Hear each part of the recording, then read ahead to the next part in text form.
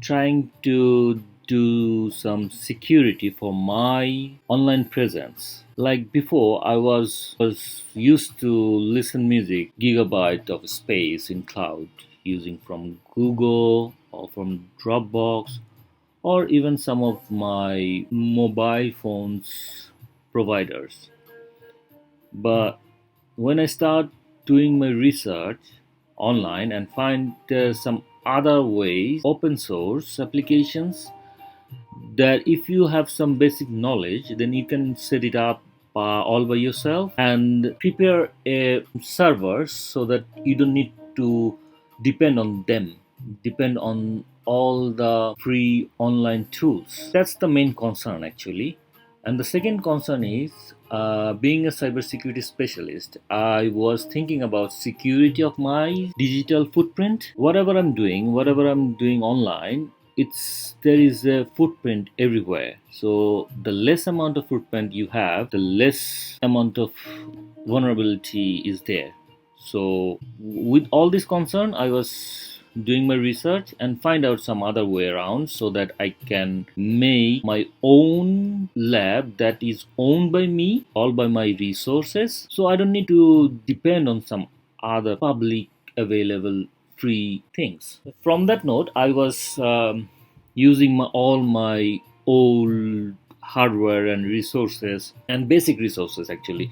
Like I have my 4 terabyte of hard drive, I have some my old laptop, and I was doing an R&D for a long time with Raspberry Pi. So all these basic hardware, using all this basic hardware, I was trying to make my home lab, and that's actually worth it. Not like my old laptop, it's the Windows is not running even. So I converted to a Linux machine, and then I tried to install some of the services, and it's running very nice. You Whether I was not going to use that, but now it just I just put it on the floor and just running. That's it. I don't need to be on that machine even. I can remotely log in, SSH, and doing some services on or off, and those basic hardware helps me a lot to run all the service you're watching in front of you in my dashboard.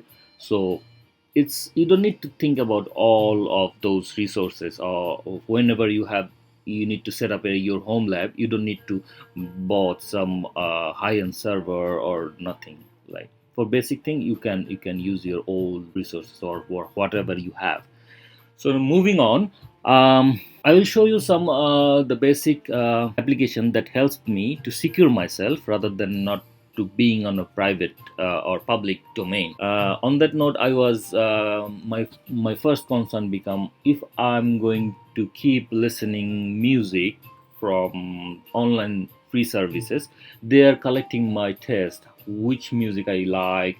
Is it a different kind of language, or is a folk music or instrumental, whatever it is? They are at the end. I have to register their service. They make a profile on me, and then they have all this data. It's nothing, but it's something, right? So rather than using those service, why don't I use my own music, or I try to listen my own library, whatever I have some quite few music in my hard drive. I rarely listen them because it's like annoying when you have to connect it through your laptop and play it from there. So these days nobody's going to do that. So it comes in my mind that I can put it on my network so that I can listen whenever I want. I don't need to do anything additionally. It's being always on the network, but I can. And on top of that, if I can listen those music from my phone, that will be extra benefit and keep away from that online presences. So doing some research and find all these media server application, they are free and open source. You can install it on your basic hardware. They are really good. And this holoplay, Jellyfin, Plex server, even the Ambi, I recently started using this Ambi, and Ambi is really nice.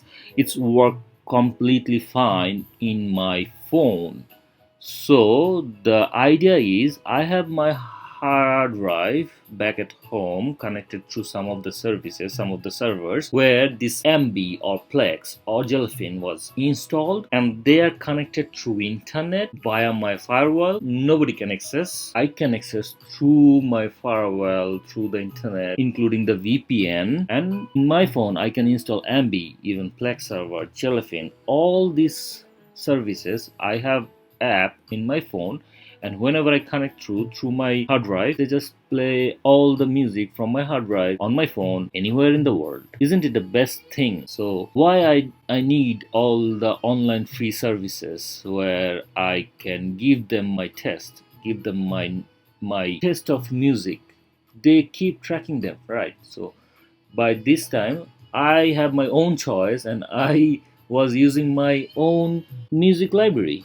So how I install all these servers in my home lab, Jellyfin, this Plex server, MB, all are running. Clip, I can check and see which server is running and which is not. You can see that the green one is already running and the red one is not running because as I said, I have limited hardware and limited resources, so I cannot run all of them all together. So that's how depend on the resources. I just start using some of the services and then disable some of them. So I'm going to show you this Jellyfin, and this is what I have. All these movies and musics is in my hard drive, and I can directly access it from anywhere, like from my phone or even my laptop when I'm here in my home. Or especially MBs I was using for my music library, accessing my music libraries, and all these musics are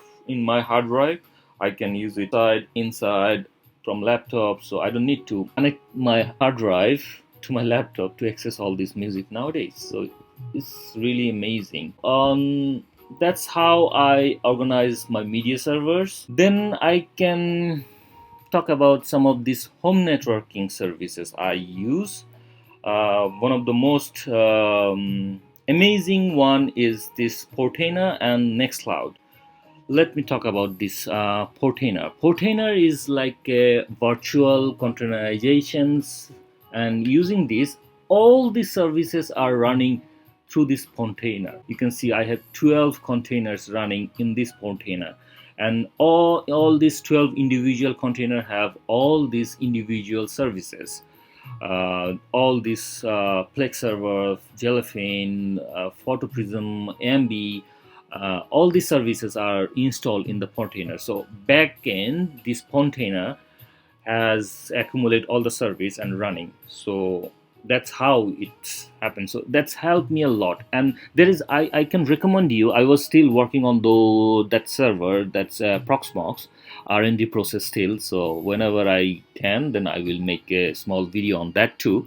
But currently it's Portainer is a lot of helpful service that help me to organize all these things nowadays. And then I want to talk about this Nextcloud. That's the best app that helps me a lot. But I find out this Nextcloud is an amazing service. It gives you amazing service that you can install this Nextcloud in your server in your home and connect your external storage so that you can start uploading your phone pictures automatically through internet to your hard drive.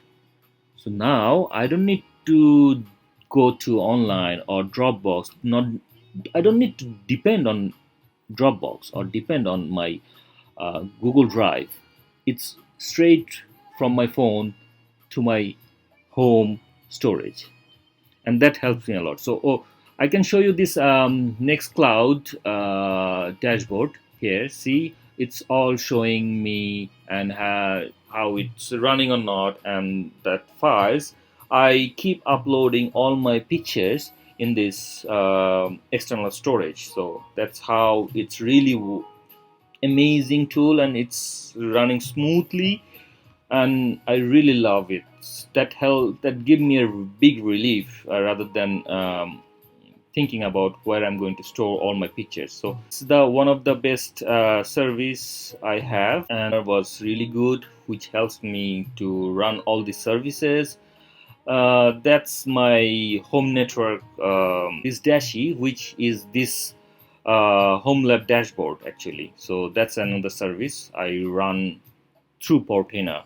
And the network to utility, there's some basic network utility like Pi-hole. Pi-hole helps me to block unnecessary ads and everything. The Lazy Libraries organize all my ebooks I have in my hard drive. So, like before I said, it's I don't need to connect it through my laptop and open up all the ebooks because it's all in my fingerprint now. I can see, I can have easy access of those things. So that's all about my basic running home networking tool. There are some lot of other things, but you can find it through online, whatever they are. This Sonar and Nexus Proxy Manager and Webmap.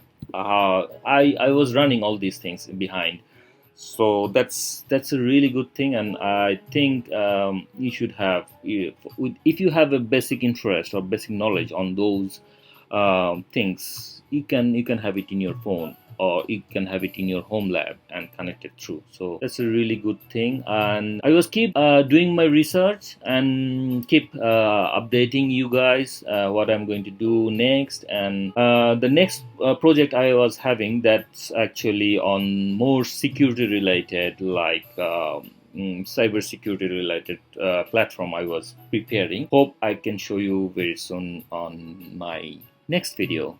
Thank you for watching and keep connected.